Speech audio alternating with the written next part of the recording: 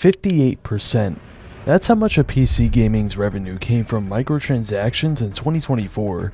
It is a story of 45 years of meticulous optimization from video game companies, and how a multitude of shady tactics made microtransactions the most profitable part of gaming. Item shops longer than the Cheesecake Factory menu, skins that cost over $100, and locking previously available content behind a subscription-only paywall. It's inescapable, and it all began with just a quarter.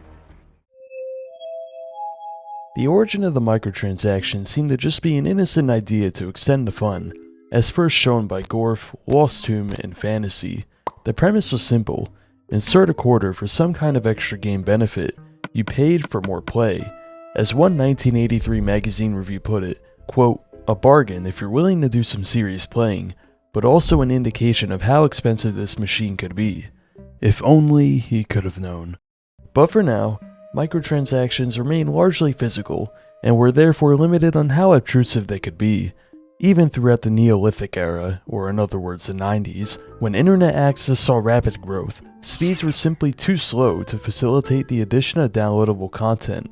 I'm serious about that. Check out this 1994 document from game developer Condor, who would later be bought out by Blizzard. It was the original pitch for this game you may have heard of called Diablo, and in the marketing section is an idea that could, quote, "lead to sustained long-term sales, where expansion packs containing a small variety of items would be sold as physical discs at physical stores placed next to cash registers." But here's the best part, quote, "expansion packs would add replayability and lengthen the lifespan of the product while providing additional and continuous revenues with minimal investment." Companies knew that making a live service money-milking machine was the future. It would just be in a different form than physical discs. With the rapid rise of MMO games in the late 90s, there was a problem. Now that the World Wide Web had become the standard for the internet, games were very expensive to host. The way games got around this initially was to charge a monthly subscription fee to play, on top of the game's base price. The most prominent example of this was Ultima Online, which retailed for $65 on top of charging $10 a month to play. Subscriptions were divisive, but take a look at how the two sides generally argued. Those against it all out despised the idea, saying that they would rather buy a multitude of single-player games instead. But those in favor seemed generally agnostic, with one guy saying, quote, "1995 is a drop in the bucket for me." This right here was the turning point for developers. Instead of finding a single price that everyone is willing to pay, why not just create unlimited opportunities to pay?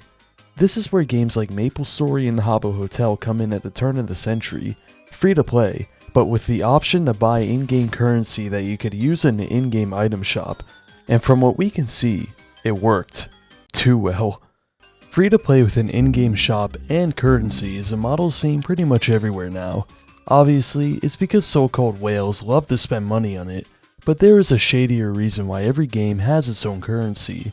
If you wanted this rare 1200 V-Buck Fortnite skin, you couldn't just buy 1200 V-Bucks. Instead, you would need to buy the 1000 V-Buck bundle twice, leaving the game developer with $7 extra that you otherwise would have never given them.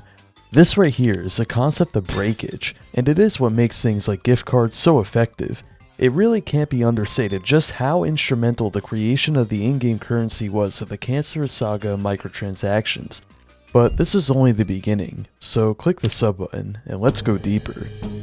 In November of 2005, Microsoft introduced the Xbox Live Marketplace, a robust digital storefront where developers could sell games, and more importantly, add-ons to those games. This is where Bethesda and the infamous Horse Armor come in. In April of 2006, Bethesda released a $2.50 DLC for Oblivion that included a set of Horse Armor, and literally nothing else. Despite being far from the first ever microtransaction, the fact that it was done by such a renowned developer like Bethesda made everyone take notice, and to the shock of Bethesda, it made millions of dollars. This was a point of no going back.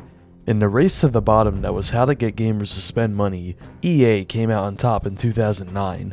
Rather than just let people purchase DLC directly for money, EA decided to bundle them into card packs. It was a system modeled after the gachapon systems in the few Asian video games that had it. where you could open a pack for a random assortment of player cards, some of course being a lot rarer than others. EA originally had no faith in the experiment, saying the expansion was, quote, showing a negative profit, but it ended up being such a success that it is now a staple of every FIFA game, and you may think we've reached the bottom. Not even close. In September of 2010, Valve released a Manconomy update for Team Fortress 2. With it came a variation of the loot box model, which was the crate, which could only be opened by purchasing a key first. The psychology behind it was genius. All of those loot boxes just piling up in your inventory ate away at your mind. Valve would eventually port this system over to Counter-Strike, and the system of crates and keys went nuclear. Combine this with the fact that many of the items had real-world value, and there was a small chance to win life-changing money. At this point, video games started to seem a lot like casinos, and unlike real casinos, kids could even get in on the fun too. Studies have consistently shown that children who grow up on games with loot boxes are many times more vulnerable to developing gambling addictions. In recent times, world governments have begun to regulate them, or in the case of Belgium, just outright banning them. This would lead to the games industry to look for alternative means of aggressive monetization, though to this day, loot boxes are wildly popular, marking the point of no return. If there is one thing more valuable to a game company than your money, it is your attention. If you aren't playing the game, there is no potential for you to buy things. So in 2011, a few companies came out with the first ever season pass. Using EA as an example, they typically offered early access to future games as well as discounts on future DLC. Game developers now had a way to sell you future content that you knew nothing about.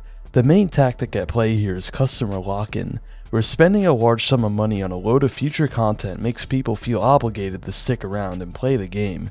Due to widespread criticism and regulations though, season passes eventually fell out of favor, but in their place, an arguably worse trend of passes came along. In 2013, Valve released a compendium for Dota 2. For $10, you would be granted a few base rewards and a free skin. You could participate in minigames such as predictions on esports matches to gain points, and with the points you would be able to buy extra styles for the free skin, though the majority of the rewards are tied to how many people bought the compendium as a whole. This is the very first battle pass in gaming, but it was far from perfect.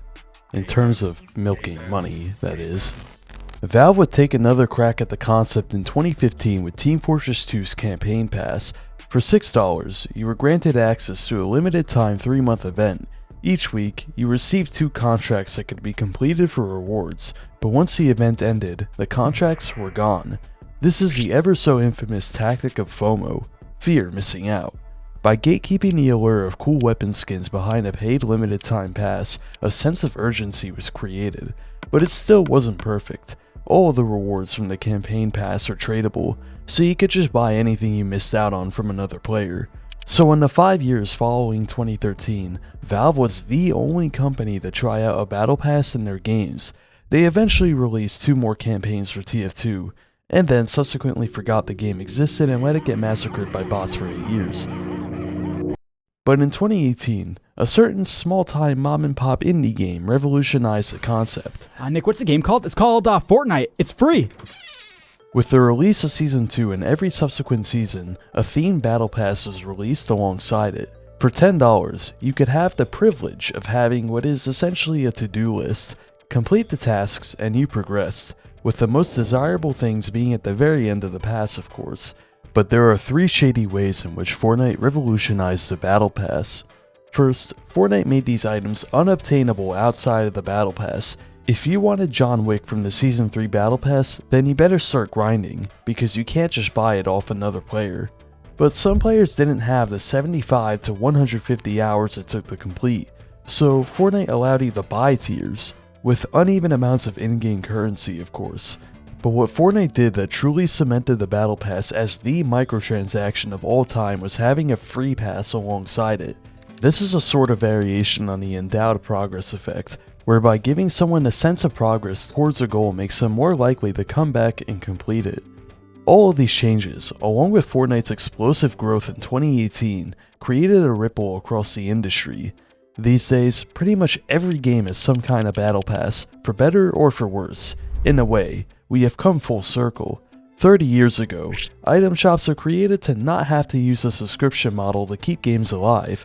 Fast forward to now though, and every game has that battle pass that you buy every season.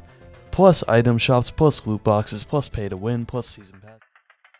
The battle pass was really the last major innovation for microtransactions. Since then, it has just become about pushing the boundaries more and more to see what people can tolerate.